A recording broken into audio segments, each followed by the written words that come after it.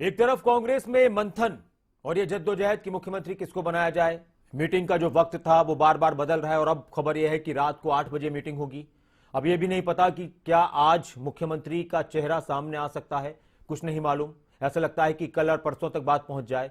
लेकिन एक और बात हिमाचल के चुनाव से निकलकर सामने, बड़ा दिलचस्प ये चुनाव रहा हिमाचल प्रदेश का, बहुत दिलचस्प रहा। और इस बार चुनाव में कई प्रत्याशियों के बीच कांटे की टक्कर देखने को मिली। कई प्रत्याशी काफी कम अंतर से जीते हैं, काफी कम अंतर से हारे हैं। आखिर कौन से वो नेता हैं जिनके बीच मुकाबला बहुत कड़ा रहा और जिनका हारने जीतने का अंतर बहुत कम रहा, ये रिपोर्ट देखिए।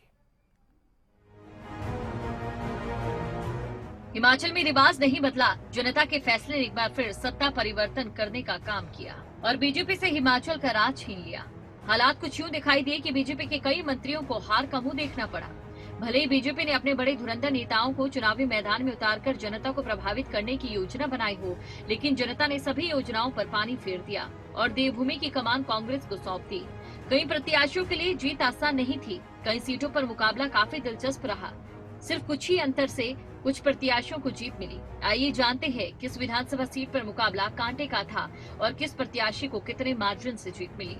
पहले बात करते हैं बिलासपुर सीट की, जहां मुकाबला था त्रिलोक जम्वाल और कांग्रेस प्रत्याशी बंबर ठाकुर के बीच, जहां बीजेपी प्रत्याशी को 396 वोटों के अंतर से जीत मिली।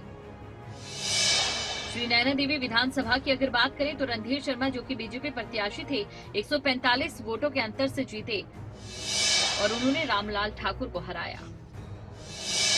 श्री रेणुका जी सिरमौर से विनय कुमार, कांग्रेस प्रत्याशी 860 वोटों के अंतर से जीते और बीजेपी प्रत्याशी नारायण सिंह को हराया।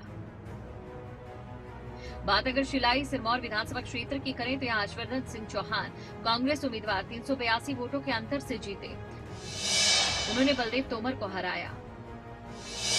वहीं रामपुर शिमला विधानसभा क्षेत्र में नंदलाल, कांग्रेस उम्मीदवार, 567 वोटों से जीते, उन्होंने कौल नेगी को हराया। हार जीत के सिलसिले ने एक बार फिर साफ कर दिया कि हिमाचल की जनता रिवाज कायम रखने में यकीन रखती है। हालांकि अब प्रदेश की जनता को इंतजार रहेगा उन चुनावी वादों का जो कांग्रेस ने जीत के लिए किए थे। क्या कांग्रेस अपने वादों पर खरी उतरेगी, या आने वाले 5 सालों में ही पता चल पाएगा। खबरें अभी तक के लिए विवेक राय की रिपोर्ट।